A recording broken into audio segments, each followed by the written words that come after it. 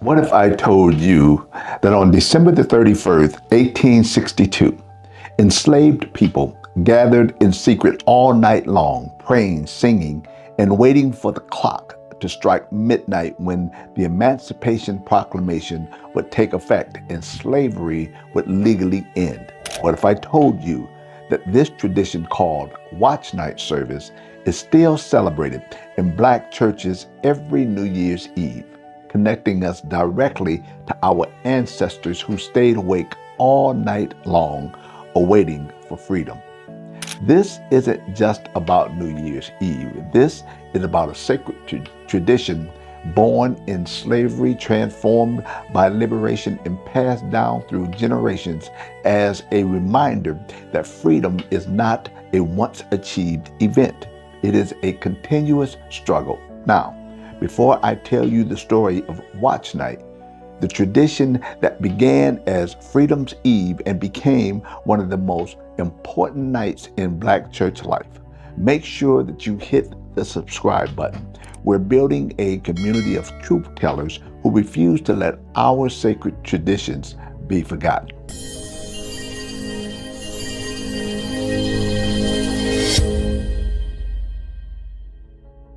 I remember attending Watch Night service as a little kid. We attended the First Church of God in Christ in Toledo, Ohio, under Pastor Robert Cupp. Over 60 years later, my wife and I attend one community church here in Plano, Texas. One community also carries out the tradition of Watch Night service as well. What's interesting is I've shared with you all that I've served over 20 years in the military. Over that time, I have been assigned to serve in various countries and in various states. However, no matter if I were in America or stationed overseas, one thing I can vouch for is that Watch Night service was going to happen. When I was younger, I recall worshiping until midnight. Y'all see me now. I have more gray than black in my head and my beard. Now I'm in bed by 10 p.m. But I still remember specific prayers that were prayed during Watch Night service. We always started with praise and worship. We specifically started with a prayer of thanksgiving, followed by asking for the Lord to guide us through the upcoming year. I knew the connection to December 31st, 1862. Being in my family tree, my distant grandparents were born on a plantation in Tennessee, hence the last name Zimmerman. And that day, the child took on the last name of the plantation owner. Maybe that's why you can see my passion for the truth regarding our history, or at least I hope you can. I'm inspired by knowing that my ancestors prayed all night long awaiting freedom. I often wonder what it would be like, or what it would have been like to have been in their midst. Now, as for January 1st, to this day, I follow the New Year's Day dining tradition. Yep, black-eyed peas, cornbread, and collard greens. And for those of you who may not know, the black-eyed peas were for good luck. The collard greens represented money, and the cornbread, often served with pork or substituted with some good deep fried chicken, represented wealth and abundance in the upcoming new year. Now, let's get to the video. In the antebellum South, enslaved Africans carried with them spiritual traditions drawn from West and Central African regions that were infused with the forced conversations of Christianity imposed by white slaveholders. Though often denied formal worship, Black people created their own sacred spaces for religious expression. These sacred gatherings were sometimes called hush harbors, remote woodland clearings or hidden brush locations where enslaved men, women, and children could sing, pray, and worship away from the surveillance of slave patrols and overseers. This spiritual resistance allowed for the expression of hope, community, and the resilience even under oppressive conditions. Slave codes were explicit in restricting African American religious gatherings because white enslavers feared collective spiritual practice would galvanize resistance for existence. In 1848, Georgia law prohibited more than 7 black persons of color from engaging in religious exercise together. Now think about that. 7 black people praying together was considered dangerous enough to be illegal. Despite these laws, black communities persisted in their spiritual life, combining African rhythm, call and response singing, and Christian hymns that transformed into the kind of worship that strengthened the communal identity. It was within this context, this hunger for liberation, spiritual, social, and physical, that a remarkable tradition emerged in the mid-19th century, the Watch Night service. Observed on New Year's Eve, especially on December the 31st, 1862. The year 1862 was pivotal in the American Civil War and in the lives of enslaved people. On September the 22nd, 1862, President Abraham Lincoln issued the preliminary Emancipation Proclamation declaring that enslaved people in the rebelling Confederate states would be free if the Confederacy did not lay down arms by January 1st, 1863. Though symbolic initially, because it didn't free enslaved people in the Union states and wouldn't be enforced until the war ended, the declaration gave millions of enslaved people a reason to watch and hope for tangible freedom. The night of December 31st, 1862 became known as Freedom's Eve. Enslaved and some free black people gathered in churches, private homes, and secret outdoor assemblies across the North and the South. They stayed awake all night long, praying, singing, and worshiping, waiting for the clock to strike midnight, when the proclamation would take effect and slavery would, in legal terms, end in Confederate states. Now, to be clear, the Emancipation Proclamation did not immediately free all enslaved people. Those in the Union-held areas or Texas claim they did not hear of the news until later, giving rise to what became Juneteenth in 1865. Nevertheless, the symbolic impact of that midnight vigil was profound. It marked a turning point in the aspirations of Black Americans. During Freedom's Eve, congregants, whether in formal churches or hidden hush harbors, prayed through the night. Many sang spirituals and hymns. Some danced and gave testimony, all joining in an intense anticipation of freedom. These gatherings were acts of resilience and hope, deeply rooted in faith.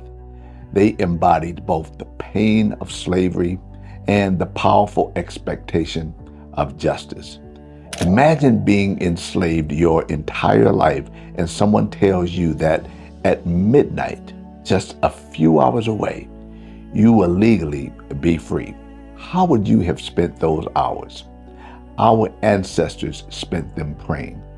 Now, if you're starting to understand the spiritual power of Watch Night and why it's still celebrated today, make sure you're subscribed and hit the notification bell, because this tradition didn't end in 1862.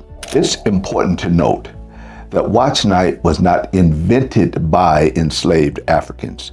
The tradition of holding an all-night vigil before the new year had existed in Christian practice for centuries. It can be traced back to Moravian Christians in the early 18th century and later adopted by John Wesley and the Methodist movement as a vigil and a reflection of spiritual renewal. But for African Americans in the 19th century, this Christian practice was transformed within the context of enslavement and liberation. The vigil took on new meaning as a collective waiting for emancipation.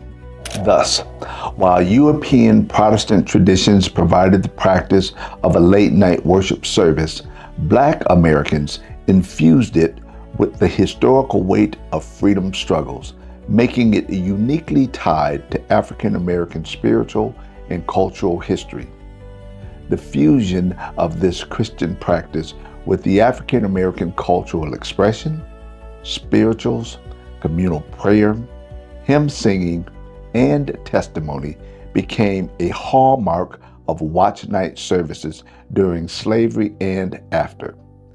It offered an annual moment to reflect on God's deliverance and a renewed hope for the future. After the Civil War and Emancipation, Watch Night lost none of its importance. Black churches, especially denominations like African Methodist, Episcopal AME Church, and independent Baptist congregations, continue to hold Watch Night services each December the 31st. These services became deeply institutionalized within Black religious life. During the Reconstruction era from 1865 to 1877, the newly freed communities used Watch Night as a time of spiritual renewal and communal organization. Churches were central institutions in African American life after emancipation. They offered education, political organizing, social support, and cultural continuity. Watch Night services offered a moment at the close of the calendar year to celebrate freedom sustained and to pray for perseverance in the face of new threats like Black codes, violence by white supremacists, and economic inequality. In regions where Black churches flourished, Watch Night became both worship service and community affirmation. Members would preach powerful sermons reflecting on the struggle of justice, commemorate ancestors, and encourage resilience. This was especially important as Black Africans faced the rollback of Reconstruction gains and the rise of the new Jim Crow segregation. Watch Night provided a regular collective reinforcement of faith and resistance. While worship and prayer remained core elements, Watch Night services have been marked by a variety of cultural traditions reflecting African American communal life. At many congregations, services began in the evening, often around 7 to 10 p.m., and continue until midnight. Worship might include preaching, testimony, instrumental music, congregational singing, and prayer. The climax typically occurs as midnight approaches. Some churches use call and response traditions, with congregants asking watchmen, "Tell me the hour," and the pastor guiding them toward midnight reflection on deliverance and hope. Many African American families incorporate food traditions following Watch Night. Dishes like Hoppin John, that's black-eyed peas and rice, collard greens, yams, and cornbread, are common on New Year's Day, symbolizing prosperity and good luck. These foods trace back to African foodways and beliefs brought by enslaved people. Black-eyed peas were considered to bring fortune. In some congregations, church leaders call out the names of members lost during the year, linking remembrance of the ancestors to the collective journey towards liberation and survival. Throughout the 20th century, Watch Night remained a cherished tradition in Black churches.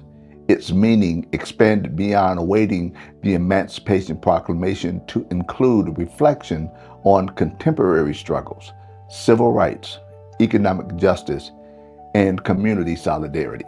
During the civil rights movement of the 1950s and the 1960s, Watch Night was often used as a moment for organizing, prayer, and moral renewal before new actions in the struggle against segregation. The service began a space not just for spiritual reflection, but for political encouragement and strategic prayer. Think about that.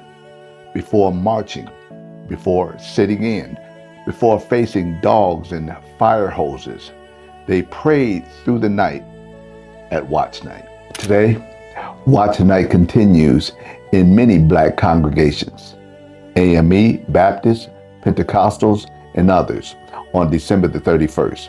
For many, it remains a sacred time of transitioning spirituality into the new year, recalling the historical legacy of Freedom's Eve and acknowledging ongoing struggles for justice and equality. The core elements have remained consistent: prayer, worship, song, preaching, and communal reflection. In many congregations, particularly in historically Black denominations, the service continues to read passages associated with emancipation and reminds worshipers of the legacy of resistance and the hope embodied in the first Watch Night. For many Black Americans today, Watch Night carries multiple layers of meaning. 1. Historical remembrance of enslaved ancestors who awaited freedom. 2. Spiritual renewal at year's end, reinforcing faith and communal bonds. 3. Celebration of cultural identity, particularly within Black church life. And 4. Reflection on ongoing struggles for equality and justice in contemporary society. Watch Night remains significant in Black communities because it bridges past and present. It directly connects contemporary worship practices to the lived experience of enslaved ancestors and the long arc of struggle for freedom in America. Watch Night is both religious and historical, a site where faith, memory, identity, and resistance intersect. For many participants, Watch Night serves as a reminder that freedom is not a once-achieved event, but a continuous process. It invites reflection on how far Black people have come through slavery, emancipation, Reconstruction, civil rights, and into the 21st century. It is a living tradition, one that reaffirms collective memory and hope even as new challenges emerge. Watch Night service holds a central place in Black American religious and cultural history. It emerged from the enslaved experience, rooted in secret worship and yearning for freedom. On December 31st, 1862, Watch Night took on extraordinary meaning as a vigil awaiting the Emancipation Proclamation, an event now commemorated annually in African American churches. Over time, Watch Night became institutionalized, evolving within Black religious traditions while preserving its essence, a night of prayer, reflection, community, and hope. Today, Watch Night continues across the United States, serving not only as a New Year's Eve worship, but also as a powerful reminder of a people's journey from bondage to spiritual freedom and ongoing pursuit of justice. Its endurance reflects the resilience of Black faith communities and the enduring legacy of ancestors whose hope carried them through some of the darkest chapters of American history. On December the 31st, 1862, our ancestors stayed awake all night long, praying, singing, waiting for midnight when the Emancipation Proclamation would take effect and slavery would legally end. They didn't go to parties. They didn't drink champagne. They didn't watch the ball drop. They prayed. And every December the 31st since then, Black churches across America have kept that tradition alive.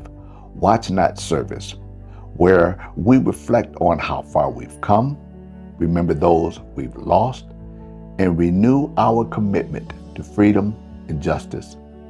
Now, your children and grandchildren need to know that when we see Black folks in church on New Year's Eve, we're not just celebrating a new year. We're honoring the night our ancestors prayed freedom into existence. Now, if this story of faith, resistance, and sacred traditions moved you, I need you to do something for me right now.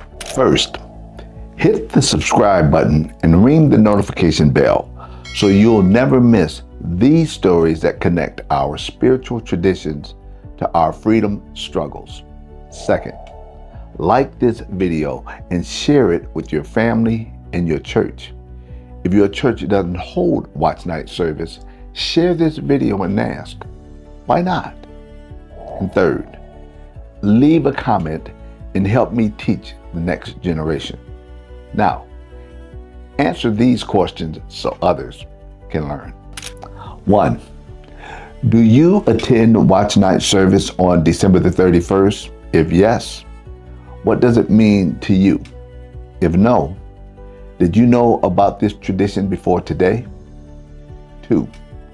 What New Year's traditions does your family follow? Do you eat black-eyed peas and collard greens and cornbread on New Year's Day? And do you know why? And 3. How does it change your perspective knowing that on New Year's Eve, 1862, enslaved people prayed all night waiting for freedom? What does that teach us about faith and perseverance? And 4th, if you want to go deeper into Black church traditions and the spiritual resistance of enslaved people, explore our resource in our Black History book library at the link in the description and in the pinned comments below. These traditions aren't just history.